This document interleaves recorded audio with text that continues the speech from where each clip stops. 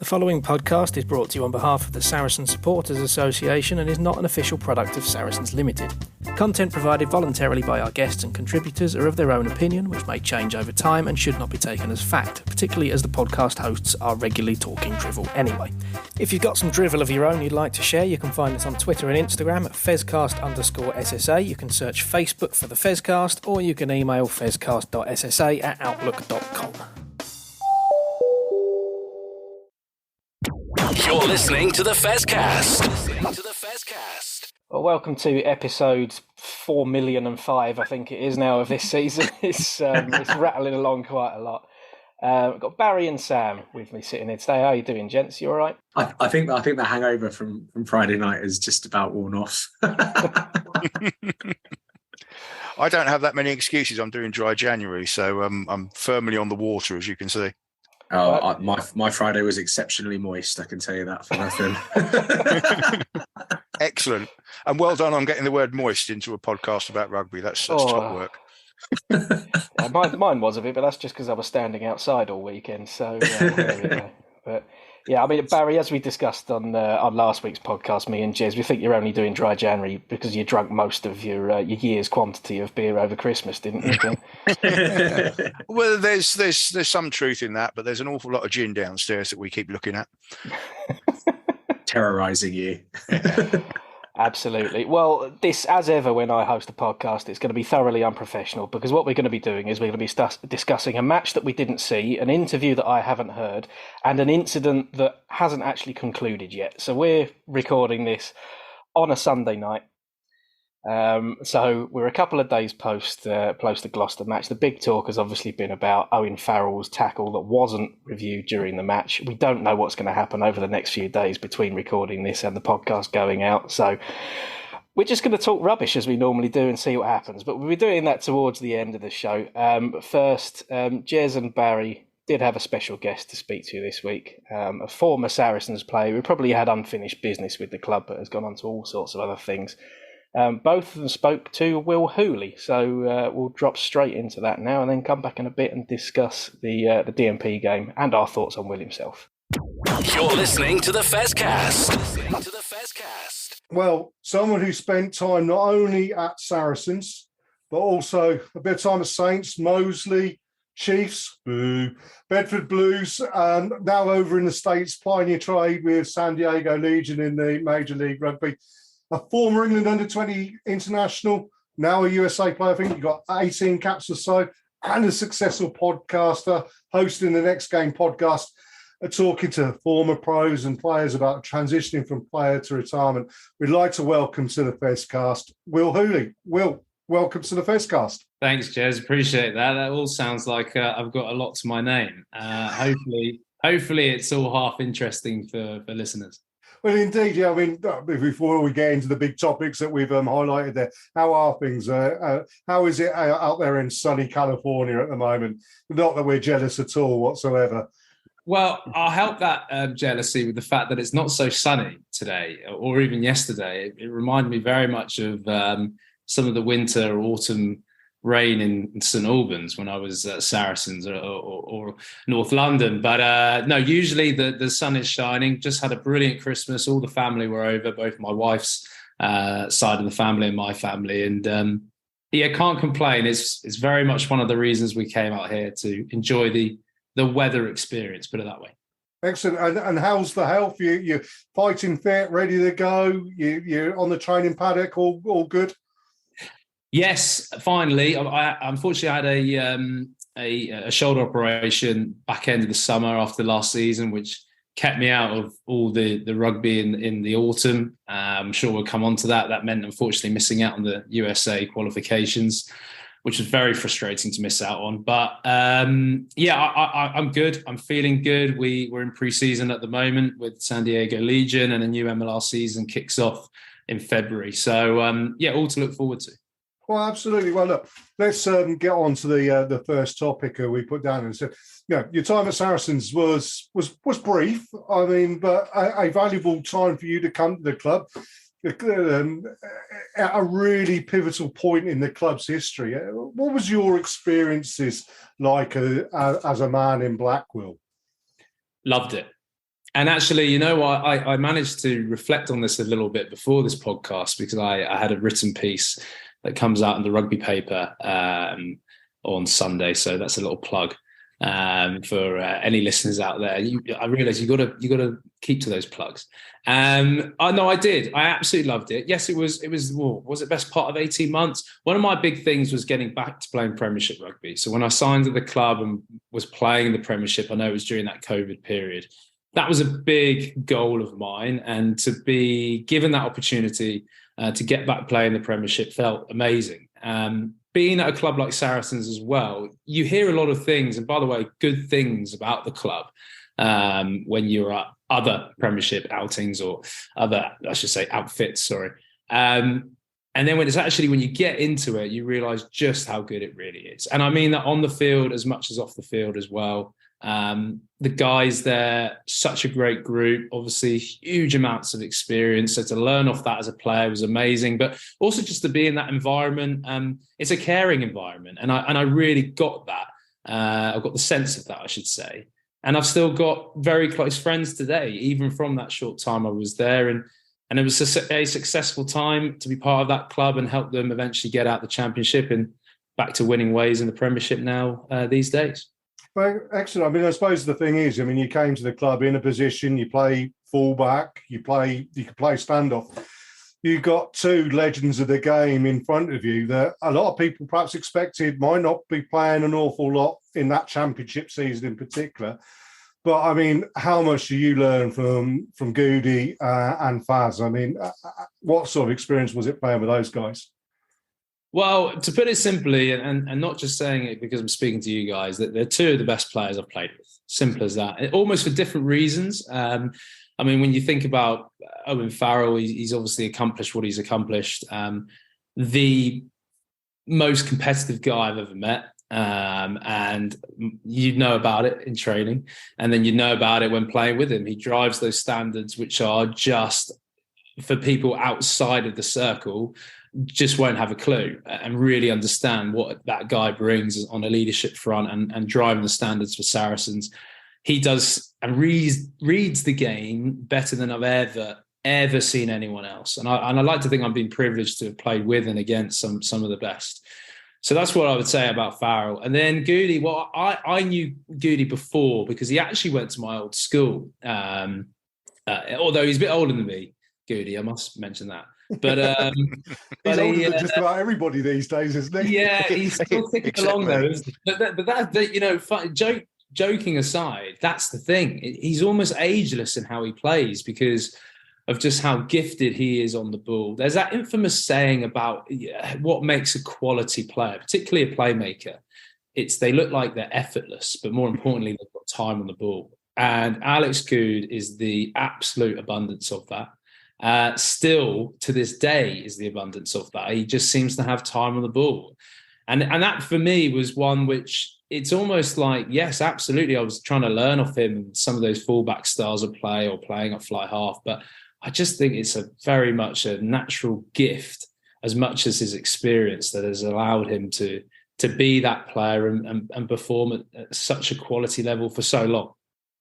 Now, Barry, I know you wanted to ask about that time when you were at Saracens and the environment and what was going on. Over to you, Barry. Yeah, I just wondered what it was. Is it? I mean, you kind of touched on it there, and I've noticed this before, and I've spoken about it on the pod. You'll see when Saracens come off at half time, Mark McCall goes straight to Owen Farrell, and they disappear off, discussing what's going on and what's going to be changed and what needs to be changed. And I think you probably answered this question. But is Faz as driven as he appears to be? Because he looks like someone who doesn't take any prisoners either with his teammates and their levels of effort as well as anyone else. But I mean, he just seems such a driven individual. And I mean, there's the semi-archetypal story about him was the last Premiership final we played. Sorry, not the last one. The last one we won against Exeter when Exeter went quite a few points ahead, and he got the lads under the post and said, "Look, we're going to lose this. So do we lose it fighting, or do we just give up and forget it and go home?" and we fought and won the game. And he just seemed such a driven individual. He must drag everyone up to such drag them and get another 10% out of them just with his sheer bloody mindedness, for want of a better word for it. You know what, Barry, you're spot on with everything you said there. I've never been in an environment, and I was fortunate to have played in games with Faz, but also, of course, been around him and trained. And I've never been more focused. And it's also, I've never been more realizing that, as I said before, about someone who reads the game so well. I'll never forget, it was in a training session.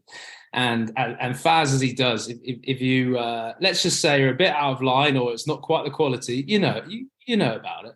And I'll never forget, I was actually playing fullback with him, and I came up a bit quick.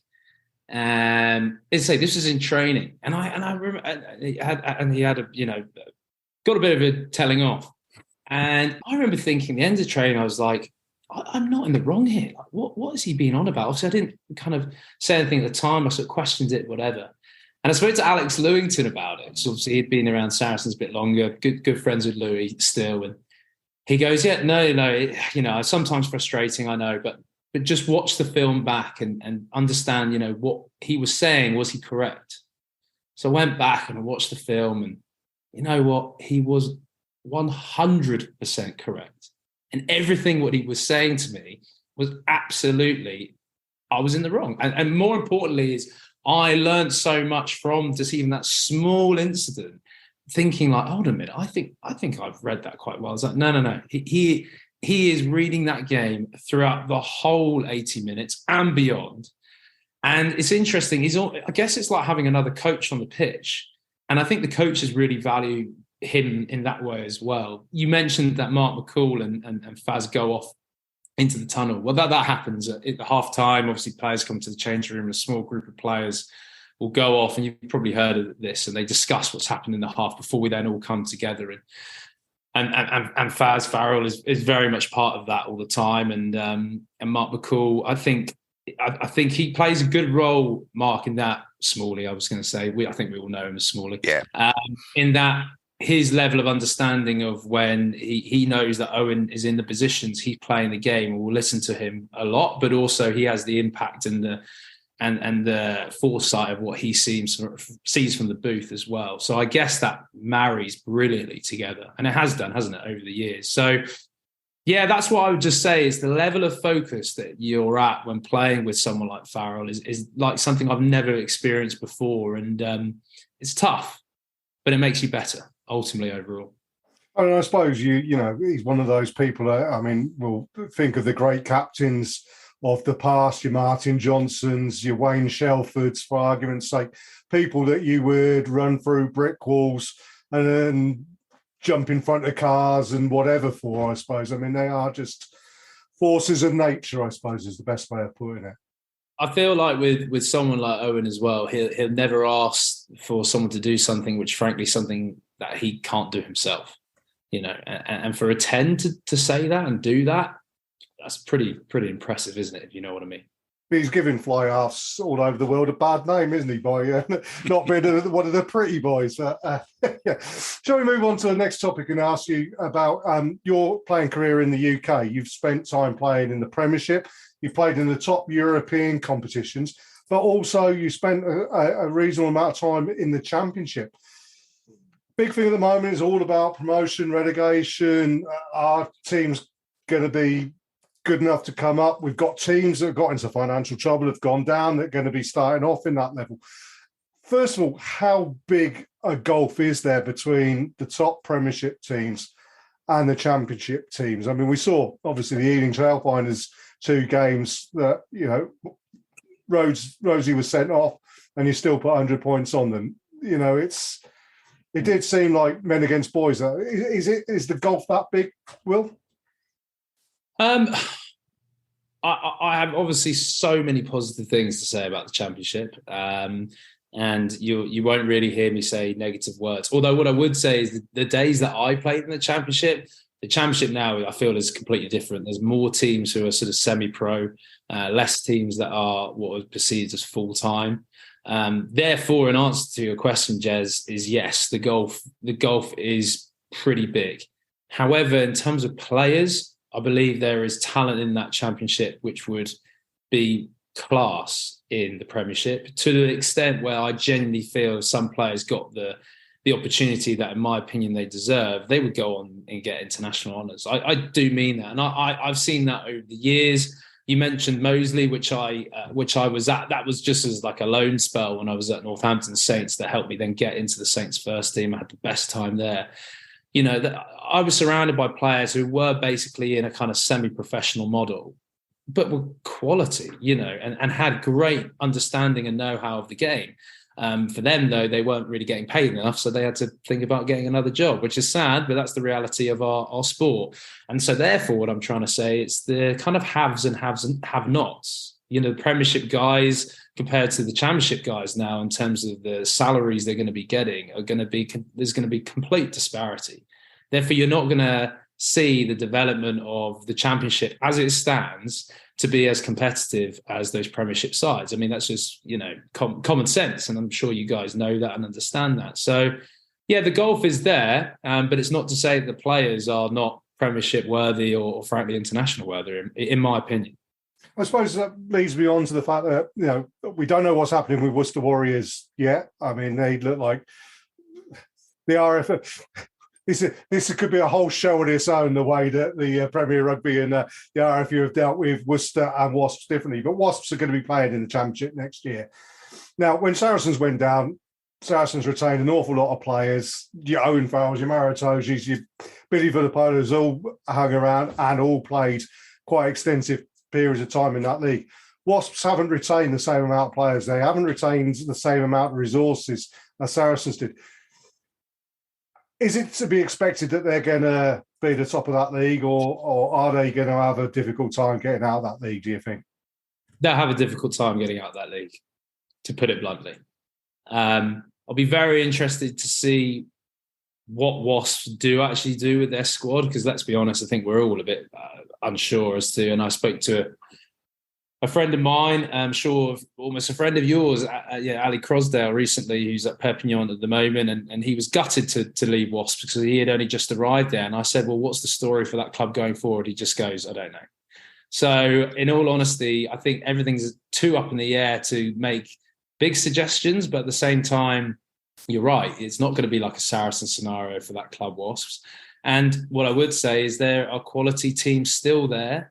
The likes of a Doncaster, the likes of Jersey, obviously the likes of Ealing. I don't know whether they will be allowed to go up. I know it's talk that they'll be allowed to go up if they win the league this year. It wouldn't surprise me, though, that we all hear and know that in 2024, I believe, there's going to be some change within the model of the Premiership and how leagues are run. And I can only imagine if the books are straight with a team like Wasps, they'll be in a top flight English league, regardless really of how they've gone in the Championship next year, if you understand what I mean. Yeah, absolutely. I mean we previously have talked to Mark Evans, former Saracens coach, Quinn's head man, very much not against promotion relegation per se. Everybody perceives, he thinks, you know, it should be ring-fenced. So we've heard Rob Baxter talking recently about the Premiership being ring-fenced, and given the way that Chiefs performed on the weekend against us, bringing through a lot of youngsters, and given the amount of players that Chiefs are losing, like Jack Nell, Luke Cowan-Dickey, there's a lot of big names going. And we feel that perhaps Chiefs have sleepwalked into a situation where, you know, they're not going to be the force they were for a little while yet. I mean, obviously, Rob Baxter's interested in making sure he stays at the head table. You could do it one of two ways, by either being the best team in the land or by, you know, making sure that you've got a close shot there.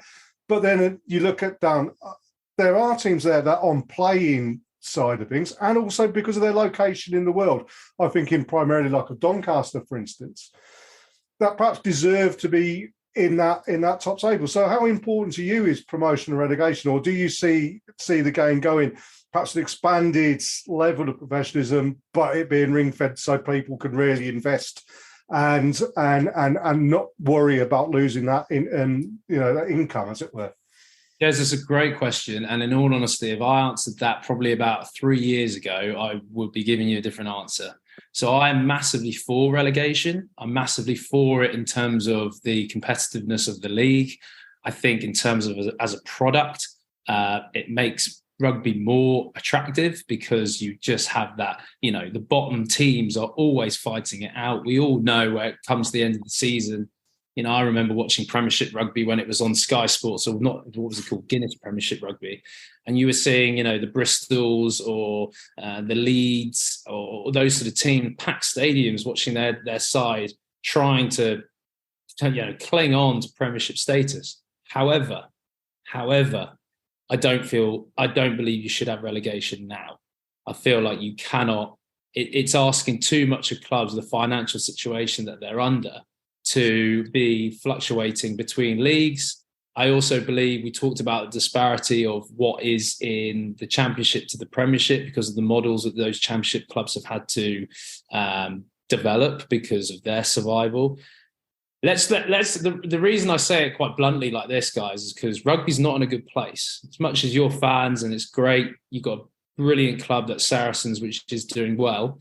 Rugby as a whole is not doing great in the UK. And so you've got to look at what is the short-term benefit of making sure everyone's books and identity and just development is good, because then for the long term, we need to make sure that we have a successful league pathway, and then that's going to develop, obviously, players into the England internationals and beyond.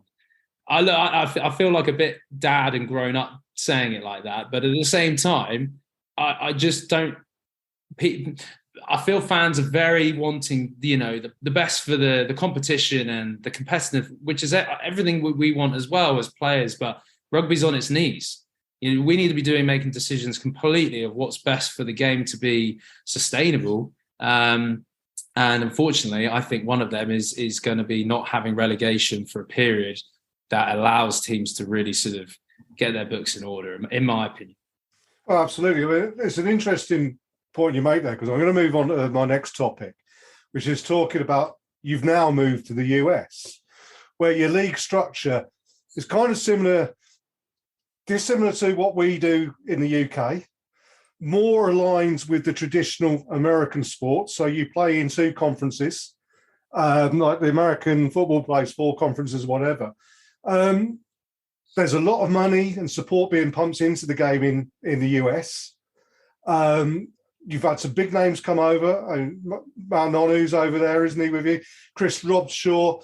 I mean, how is the game developing in America, and how well does it compete with the established sports like American football and baseball and basketball? Well, to answer your last bit of the question is what you realise in America, you don't compete. You don't compete with the NFL. You don't compete with the NBA. You don't compete with the baseball and sports like that. You are going to be in serious problem if you're wanting to have that as your initial goal.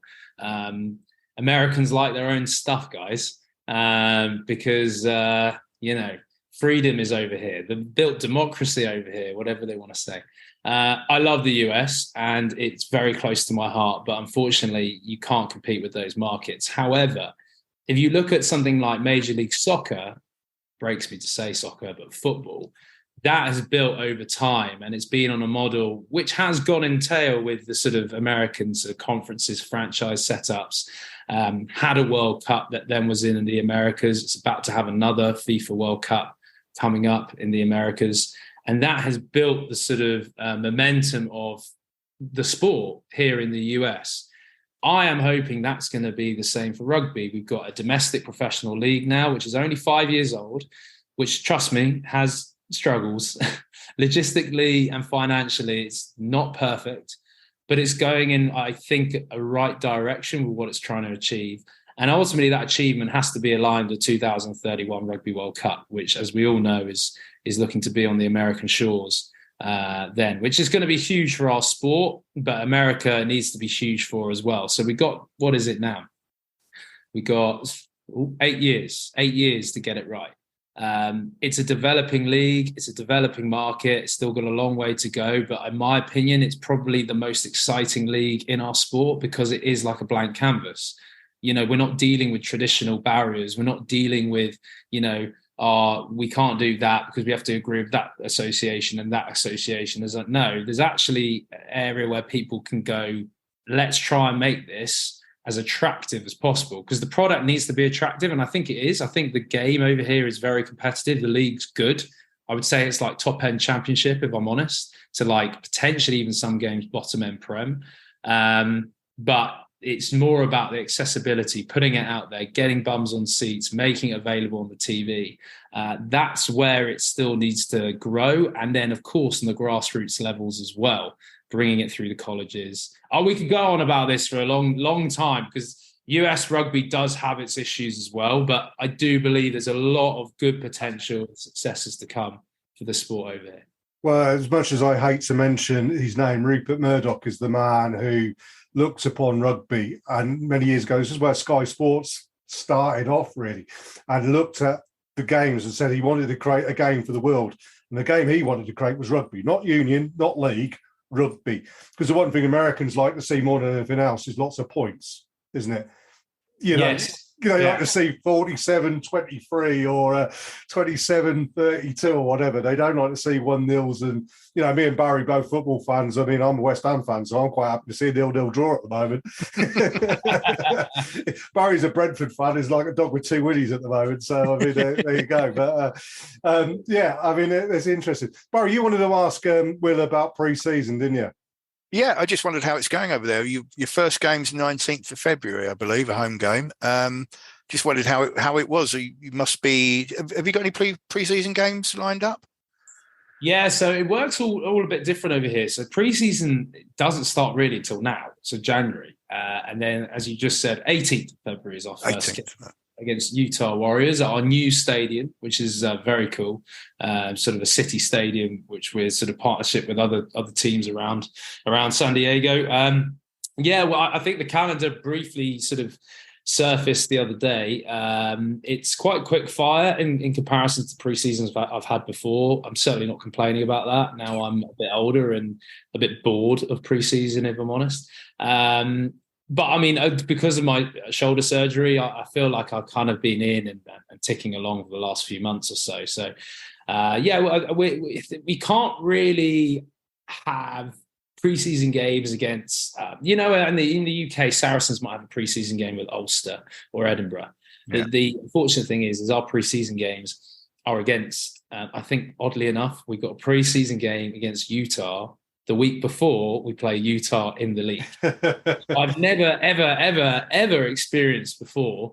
But that's just how it works. There's only a certain amount of pro teams over in the States. So we're excited.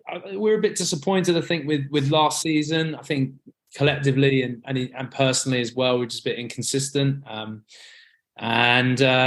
think we want to do better. And ultimately, I think we've got a squad now that's, in my opinion, can go after winning this league. Certainly, that's the aim.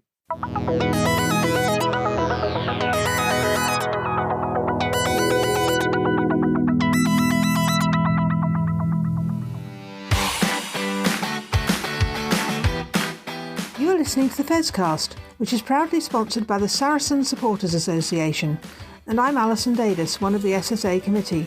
For a £10 annual subscription, the SSA provides our members with monthly newsletters, virtual and in-person player events, away match ticket allocations, and we organise pre-match gatherings at away matches. We sponsor men's and women's players, and we support the Saracens Foundation Track Club on behalf of our members. On top of all that, every year we have a seasonal SSA badge, which is exclusive to members. Where else can you get that much value for a tenner? Join now at membermojo.co.uk/SSA, or come and see us on match day in the Oasis at the StoneX. This is the Fezcast.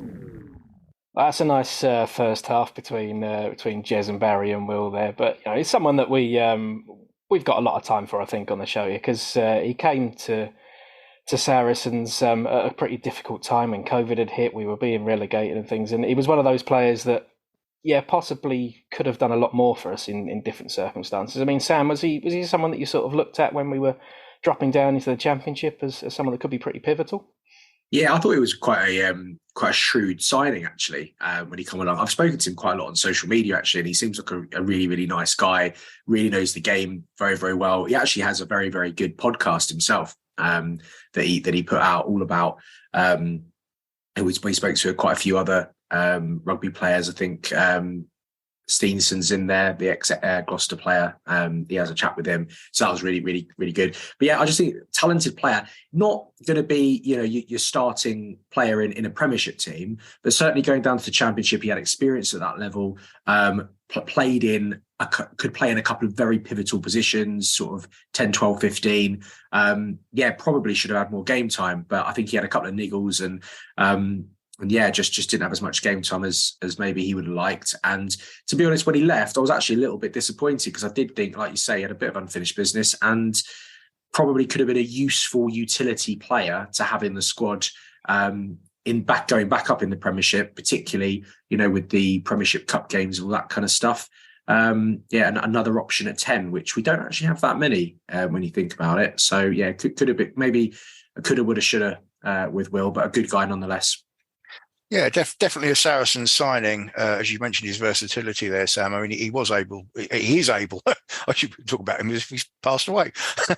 He's quite capable of playing several positions, and perhaps, as you said, not top quality Premiership standard. Not a starting player, but certainly a very valuable squad player. And yeah, it's a shame that COVID came along in the middle of it, and he didn't quite get the run of games that he was expecting to. I mean, obviously, injuries haven't helped his case either. Yeah, and I think that 10, as I said, I see it as a potential problem position for us because Farrell's not getting any younger, Goodey's not getting any younger. We seem to have completely decided against the idea of Rosowski playing at 10, and I don't like saying it, but I don't think Manu Vunipola has got what it takes to be our next long-term starting 10. So there is a worry for me there in that position. Over the next couple of years, I think we need to recruit well. It's a real shame that Finn Smith and Charlie Atkinson went to other clubs because I think they would have been fantastic signings. But there we go. Yeah, we certainly put a lot of weight on Owen's shoulders, and without preempting what might happen, we might get to regret that policy over the next few weeks. Let's wait and see. Yeah. Moving on, because we're not going to do that just yet. We'll have a quick chat because obviously the women played this weekend for the first time in a month or so actually, and given some of the results recently, I mean, Jez and I were at the Gloucester Hartpury game, which really didn't go well. Potentially playing DMP at home in your first game back, a lot of players coming in having had a bit of a rest from the World Cup and beating them 89-zip. It did work for us really, but yeah, there aren't any highlights that we can watch at the moment, guys. But just your take on the game itself and and DMP's existence in the league at the moment, really. Yeah, it's a tricky one. I mean, you how much do you learn from a game that seems to be quite so one-sided? Perhaps not a lot, but then again, after the month's break, as you said, not the worst side to be, not the worst game to pick up after that enforced break. So let's see what we can learn from it. Let's get back and let's hopefully that's reset our season, if nothing else. And it's a shame to see DMP Sharks struggling so much, and obviously they won't be in the Tyrrell's Premiership next year. So it's a shame because they've been a decent club over the years, and we hope to see them back at some point in the future. Yeah, I think you never want to see results like that, really, do you? Similarly, a few weeks ago when we were talking about the Gloucester Hartpury game, you don't want to see those results. Anything where it's an absolute hammering isn't really good for the game. And we've seen in the men's Premiership this season how many fantastic close games that there have been. Okay, there have been a few little runaway victories, but nothing of that kind of level. And for the good of the league, you want all the teams to be competitive. And we see it, as I said, in the men's game, on any given day, any team in that league can beat any other team, home or away. And I don't necessarily think that's the case, unfortunately, at the moment in the women's league. But it's a little bit behind the men's game, and I'm sure it's moving in the right direction. And yeah, I think all the teams seem to be improving. But yeah, results like that, as Barry say, you don't really learn much from them, do you? Unfortunately. No, and it's something I discussed with Matt Merritt a few weeks ago on the show that DMP's place in the league, unfortunately, they're not really getting anything out of it at the moment. But the bigger picture is that we need rugby in the north, and there needs to be a way for them to get that game time, whether it's one tier down and slowly connecting those two leagues up, or there's a lot that went on behind the scenes with the funding that they were getting and the way they were being managed and things. But we could talk for hours about that. I think if we brought Matt back in, certainly, but. It is a start for us. The likes of Jess Breach and Leanne Infante coming in and showing they've got plenty to bring into our squad, and picking up a win ahead of a pretty important run of games for our side trying to climb up the league. But we'll see how that goes over the next few weeks. But for now, we'll drop back into Jez and Barry having a chat with Will Hooley, and then we'll come back and talk about the elephant in the room, shall we?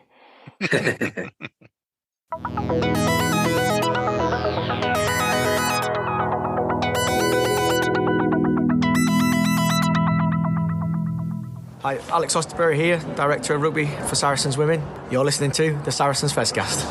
This is the Fezcast. So who are we looking at in your squad there? I mean, Blair Cowan signed for you guys, hasn't he?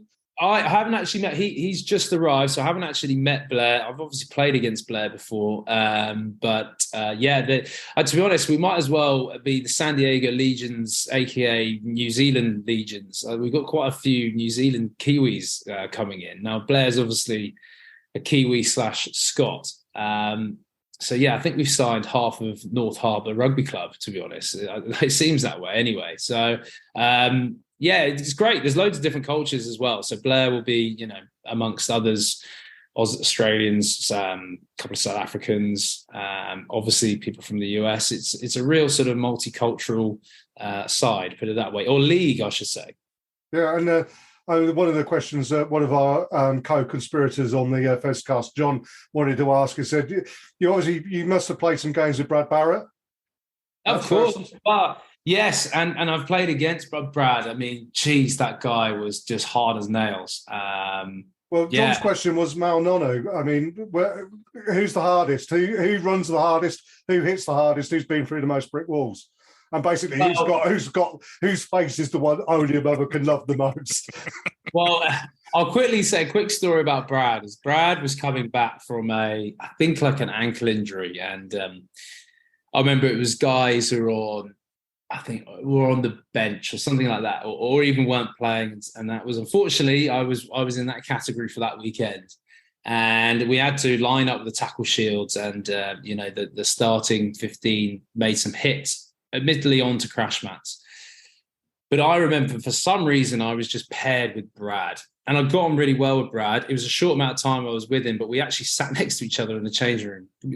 Brilliant guy. Actually, I did an interview with him on my podcast, and he just hit me. He obviously wanted to get the confidence before playing on the weekend. He hadn't really taken any contact. One thing with Brad is he may have not trained during the week because of his body, but then he was just raring to go and could just switch it on the weekend. But he hit me so hard on these tackle shields that it almost felt like I was tasting blood. And I've never been hit so hard on a tackle shield in my life. I almost felt that was more painful than being tackled in real life. And everyone, even I think it was Mark McCall, turned around to me and just said, "Sorry, Will, he's just got to get his confidence up." I was like, "Yeah, I know, and I can feel it as well." So he is one hard man. Mar is now touching 41 and is still an absolute beast. There's no doubt about it. He is, a wrecking ball, a playmaker, got touch off his right and left foot and defends, very aggressively. Is he the player that he was 10 years ago? Well, probably not, but he's still very much a unit of a man who is pretty impressive for his age, and certainly is a tough one to bring down. I'm glad I play with him rather than against him, put it that way. Absolutely brilliant. Just going to quickly touch on the international game in the US. I mean, you mentioned the fact that the World Cup is going to go in there in 2031. Must, though, however, be a source of huge frustration that you're not going to be in France next year. Frustration is probably putting it mildly. It's So that result, unfortunately, the loss or the draw to Portugal, which therefore prevented us from getting that final qualification spot in France next year, was devastating. Also, to personally not be involved because of my injury was almost, I maybe didn't have the raw emotion at the final whistle of losing, but at the same time, it was that emotion of, I was very frustrated with how my shoulder injury went, a little bit of waiting around for this surgery. So everything in my heart was just so frustrated. I wanted to go to another World Cup. This country means a lot to me. Representing the USA means a lot to me, and it's devastating. And to be honest, it's not good enough for the USA Rugby to not be at a World Cup.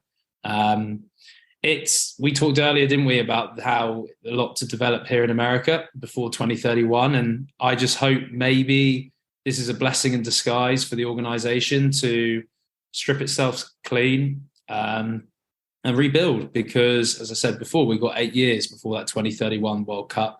Another World Cup, obviously, between that in Australia in 2027.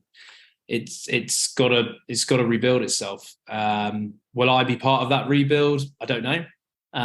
But in all honesty, it's just devastating. I had my 2023 plans were with the Legion and then going to another World Cup. And with the injuries that I've had and the caps that I've missed over the years, I was so desperate. Yeah, gutted, to be honest, gutted. Well, I can understand that entirely. And I mean, if you want to build the game, you've got to be on the top table, haven't you? And attracting people, youngsters to that game.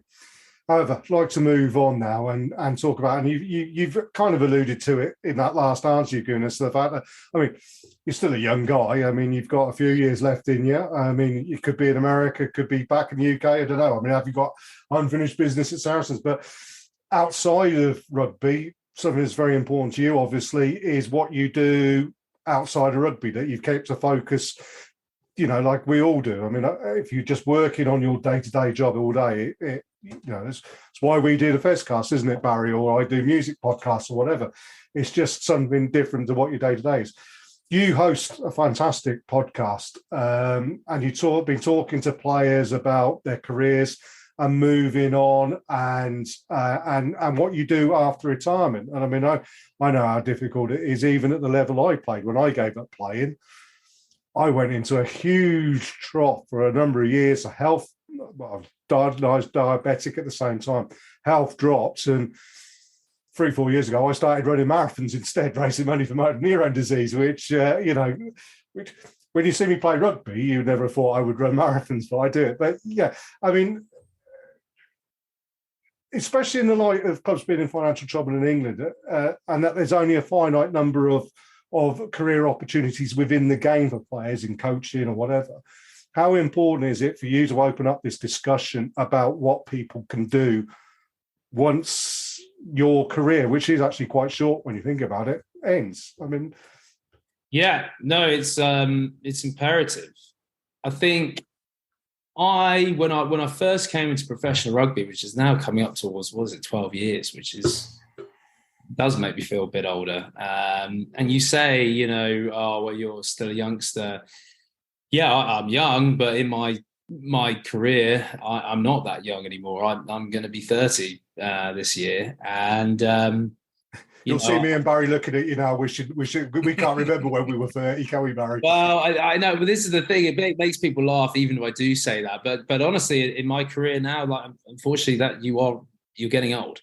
I've had injuries. I've had head injuries, and I don't want to be someone, and no disrespect to guys, because players have been much more successful than me. I've had a humble, good career as it stands, but I want to be someone who finishes on my own terms, and that means being proactive. I think the other thing as well with rugby is I've earned a decent living, and I have things to show for it. My wife as well is successful, so I'm fortunate. But at the end of the day, you don't retire and then put your legs up and head to Barbados for a few years or whatever. It's very much kind of, you need to be in that next career. You need to be earning yourself then money elsewhere. And it was something which was very apparent to me, particularly through COVID.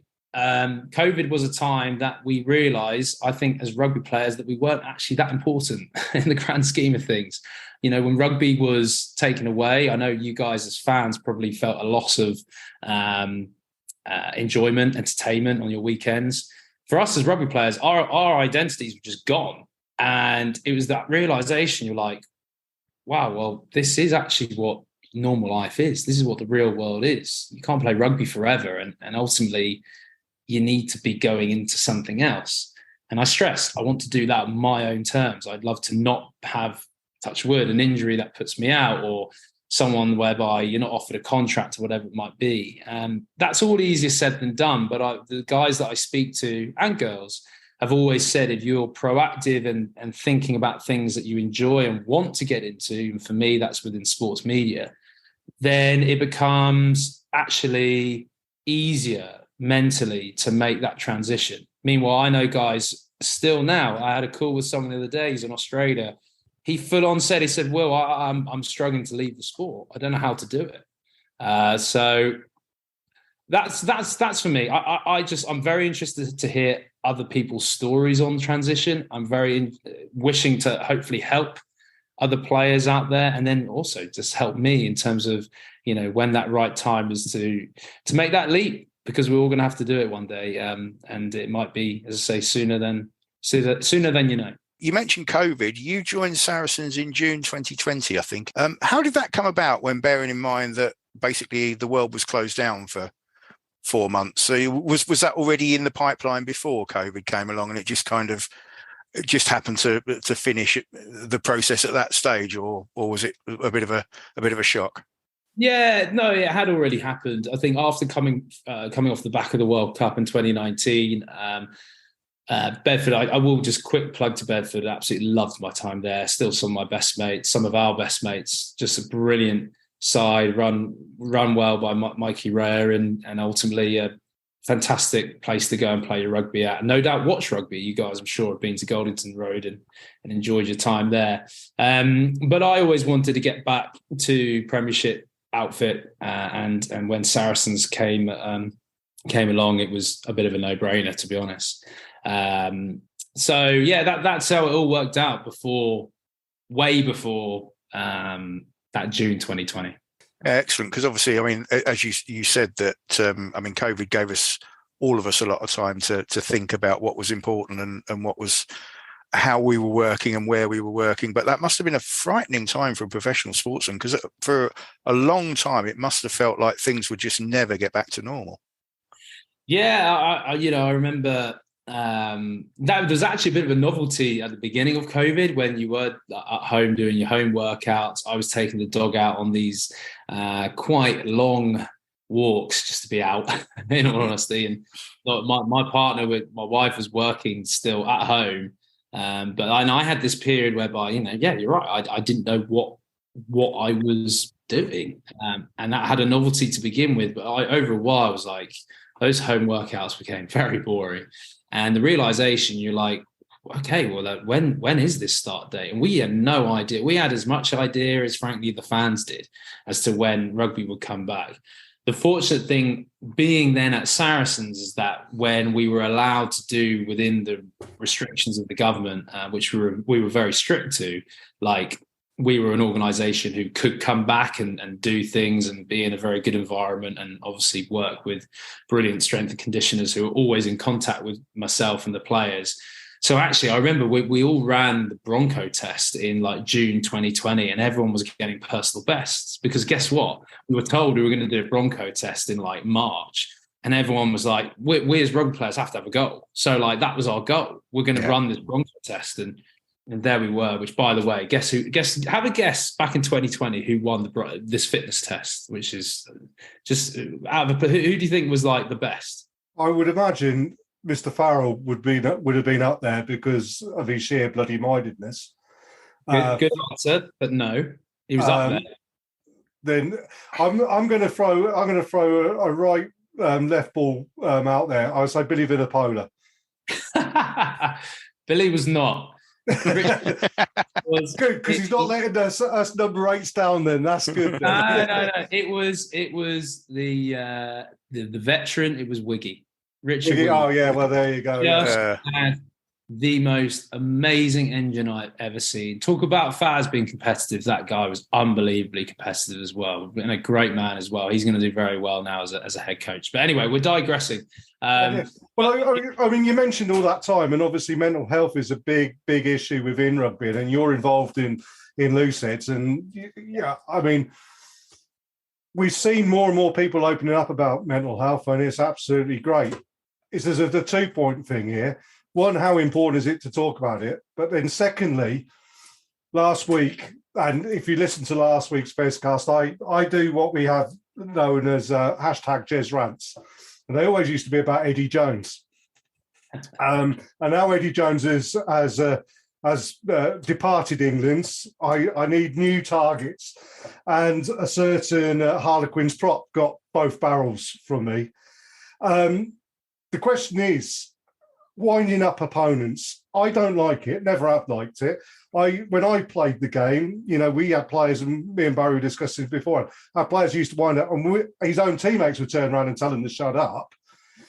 What is acceptable or unacceptable on the pitch, and how important is it that this thing with Joe Marler has come out? And we don't want to go into specifics because I gave him the rounds of the kitchen sink, but is it a problem in the game that, that we perhaps losing the focus of respect of players, and that actually the best way of getting one over on a player is just being a better player? Yeah, it's a tough one, because I think there's always that bit of sledging and banter that is involved in the game, and I feel like at the highest level it's going to be there. There's a line, and I think we're all very aware that probably lines were stepped over recently. But I think,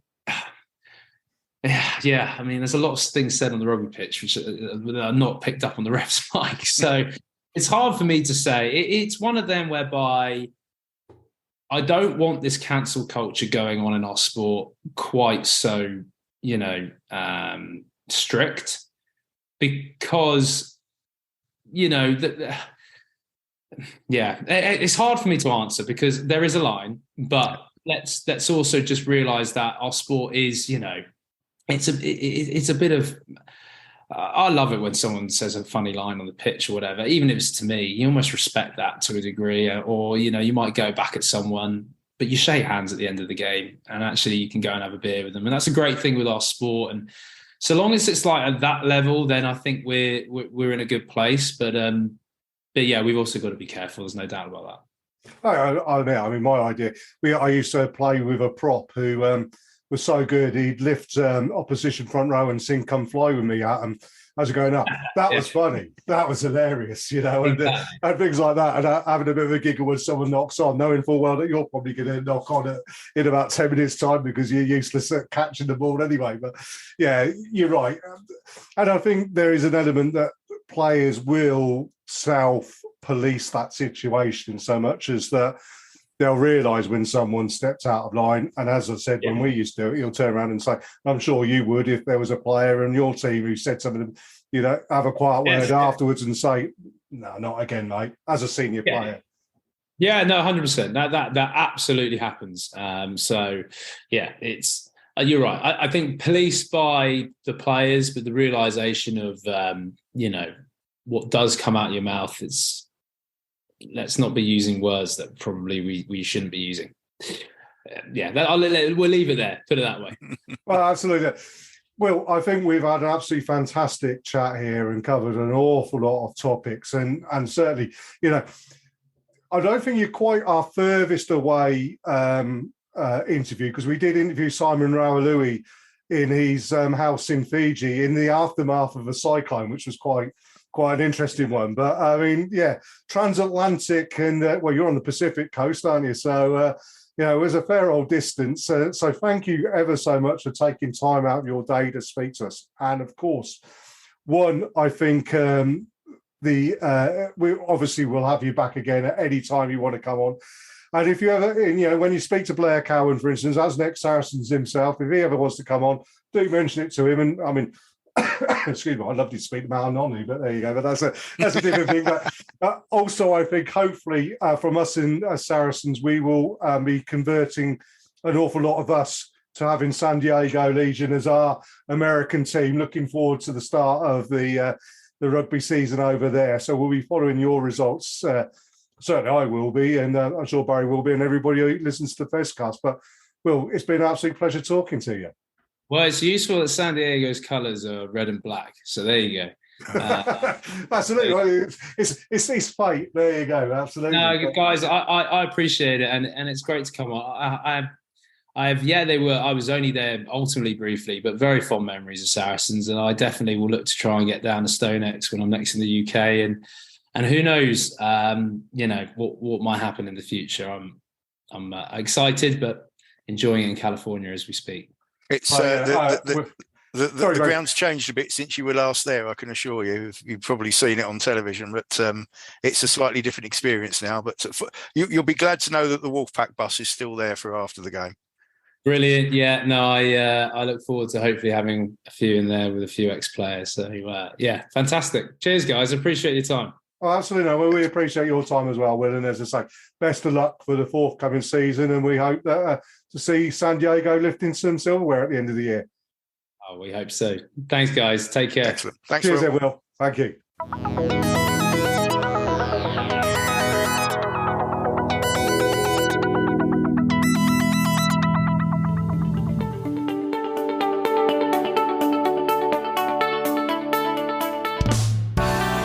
Hi guys, I'm Alex Linton and I'm a proud Looseheads ambassador. I'm Sydney Gregson and I'm a Looseheads ambassador. We're a rugby mental health charity working to tackle the stigma. You can find us at Looseheads on all social media channels or at looseheads.co.uk. The Looseheads mission is to place a mental health lead at every rugby club. Get in touch now to find out more. Take care and enjoy the rest of the podcast. Enjoy the rest of the pod.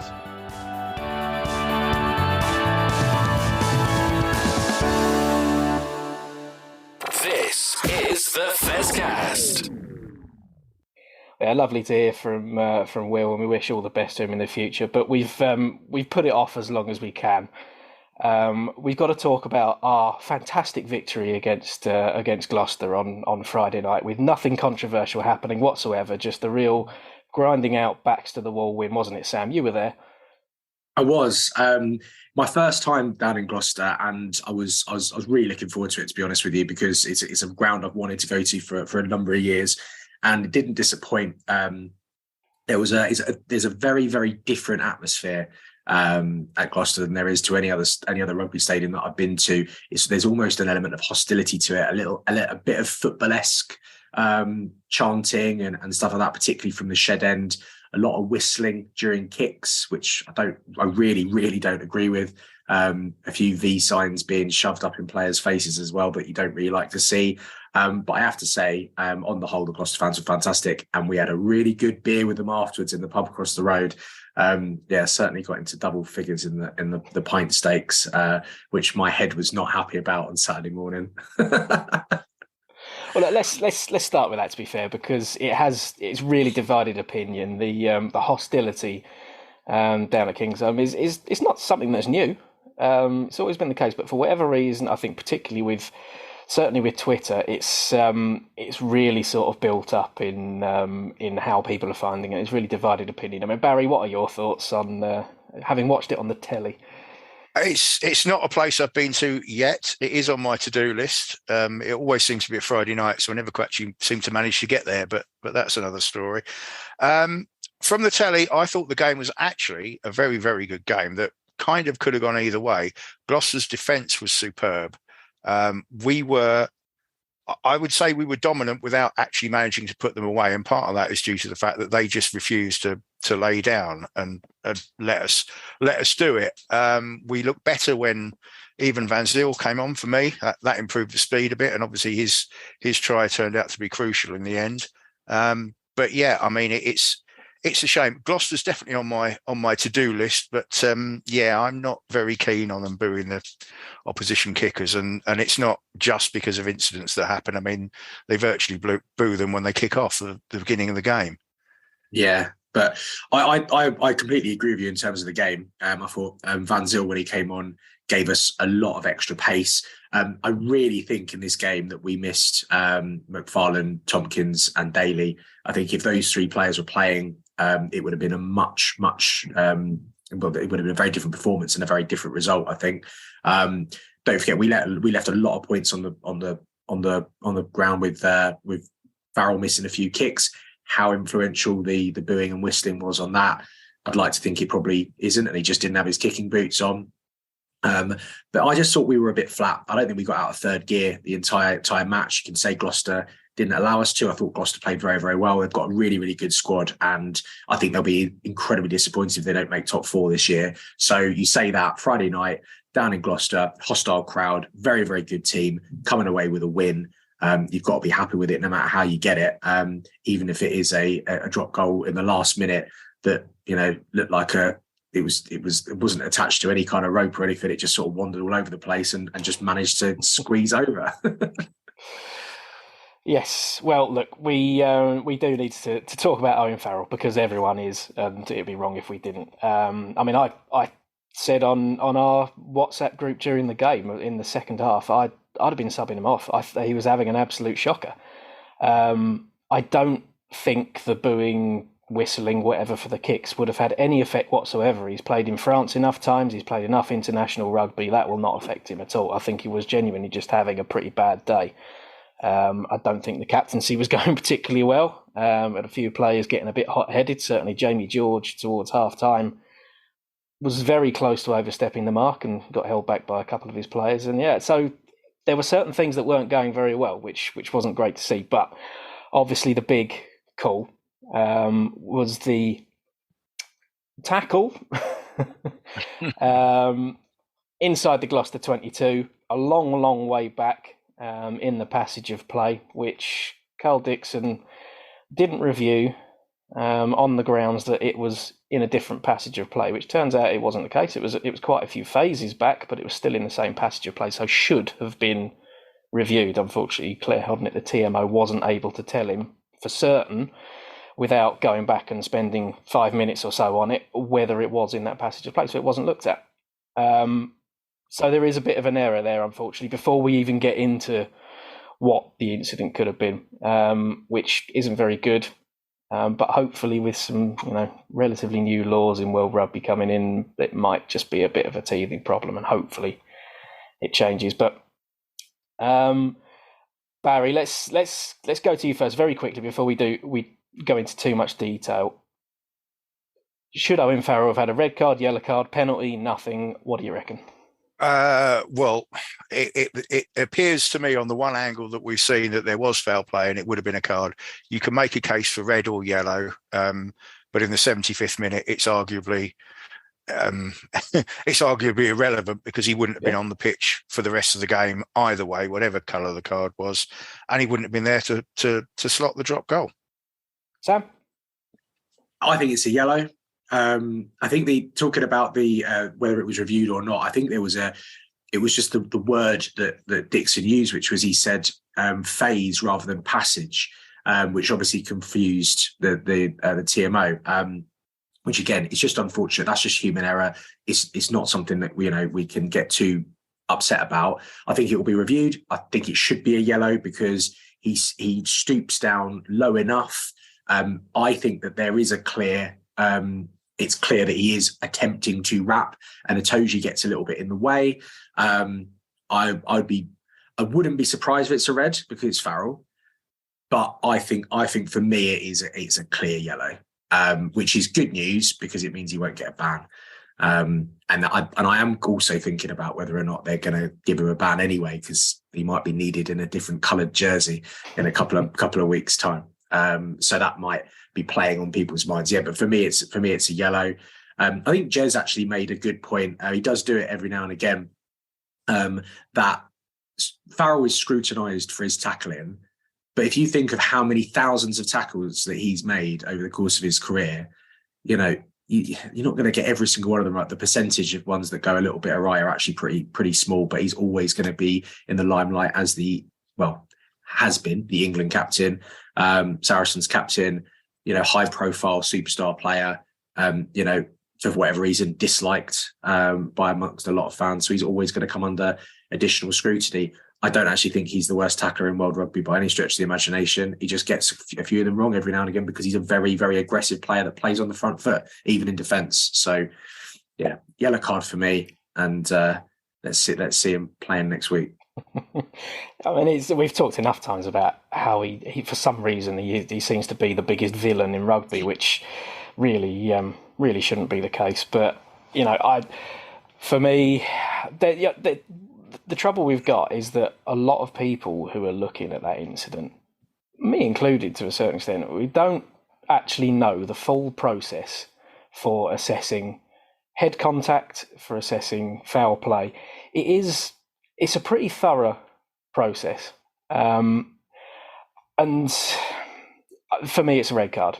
For me, it's pretty clear that it's a red card. And do you know what? Actually, the thing that stamps that in the most for me is that Jez thinks it's a red card. Now, for me and Jez to agree on something like that is incredibly rare, as both of you know.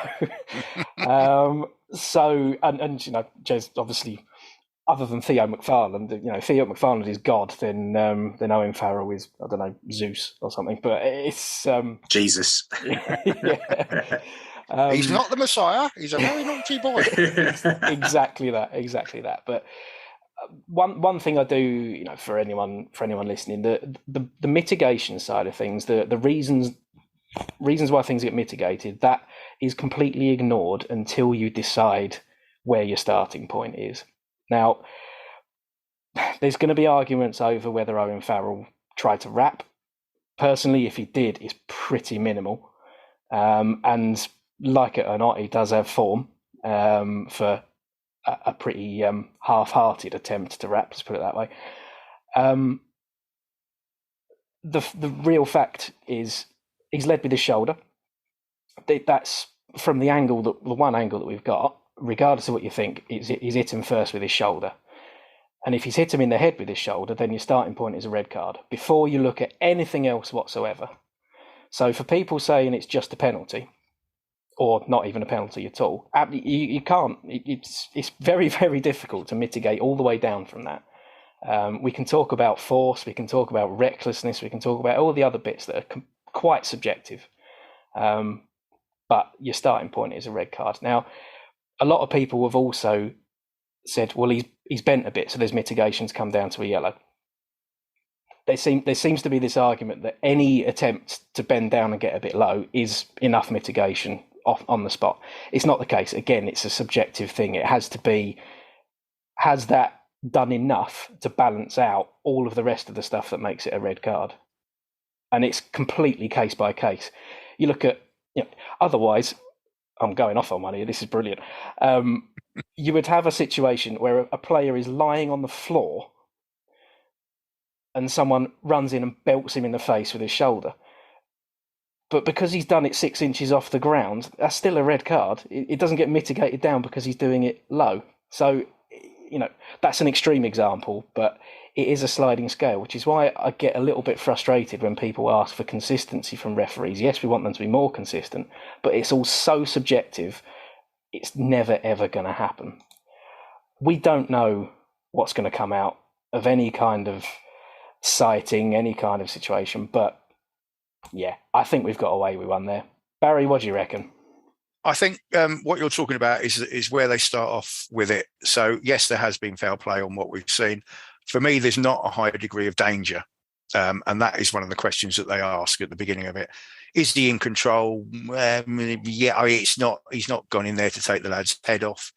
It's subjective. What I really do want to have a little moan about, though, is the way this has all happened.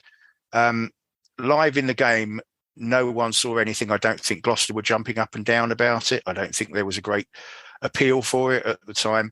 It's come about because BT have decided to show it over and over and over again. And I'm no doubt it must have been on the big screen down there, Sam, as well, because it got the shed booing and screaming, and it doesn't take a lot, I know, but there we go.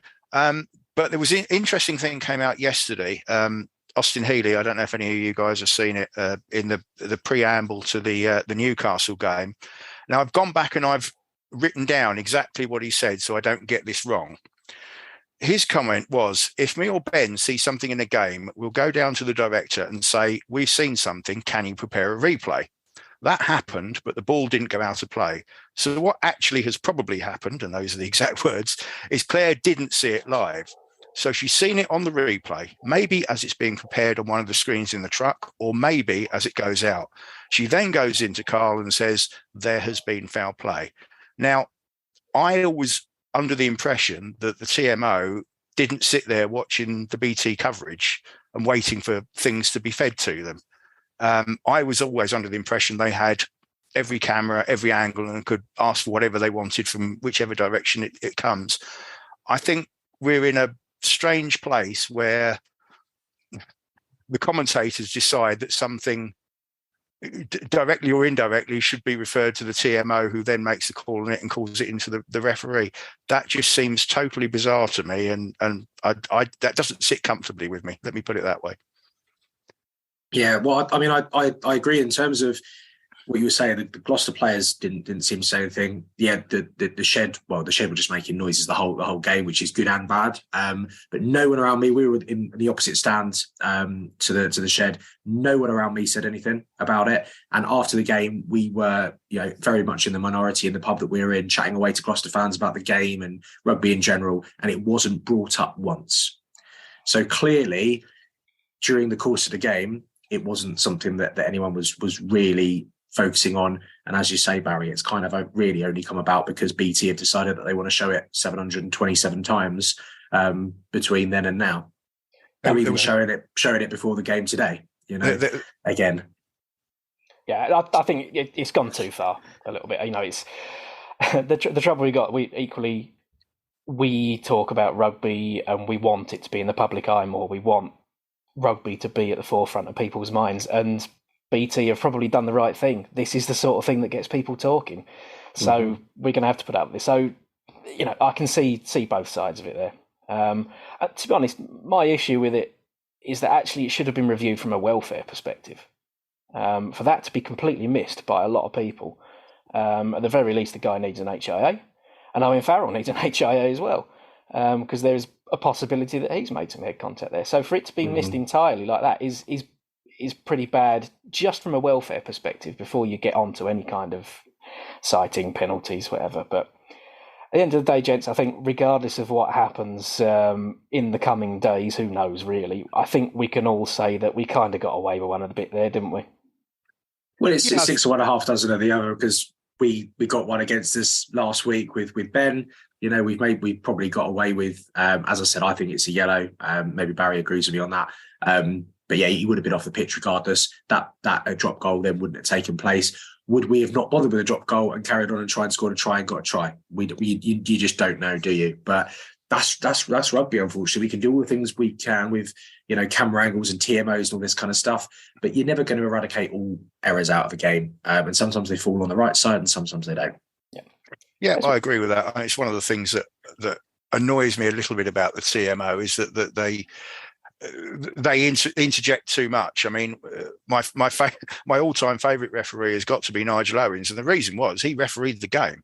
He very, very rarely said, can you just check, can you have a look at this, and did that. And he just made a decision and got on with it. And that was one of the best things about him. And it annoys the heck out of me when we have to keep stopping and starting the game because the TMO wants to have a look and the TMO wants to do this. And can you just check an on-field decision try? But on-field decision try is always going to be given as a try unless it's patently obvious the bloke's dropped it, in which case it doesn't need reviewing, surely.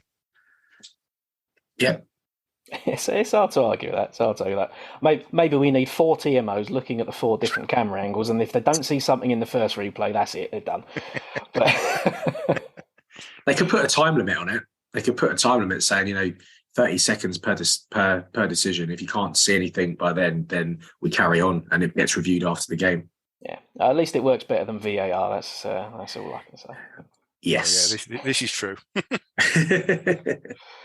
Well, we've got some European rugby coming up, with or without Owen Farrell. We'll have to see, but there's plenty of big games coming up for Saracens, and we'll have to be quite well across it. And hopefully, we'll end up talking more about the game itself than the furore in the days that follow, won't we? Probably where we need to end it, because I think this podcast is probably going to be about 2.5 hours long. So, yeah, we'll be back next week. Barry, Sam, thank you very much. Thank you. Thanks for listening, everyone. See you soon. This is the Fezcast.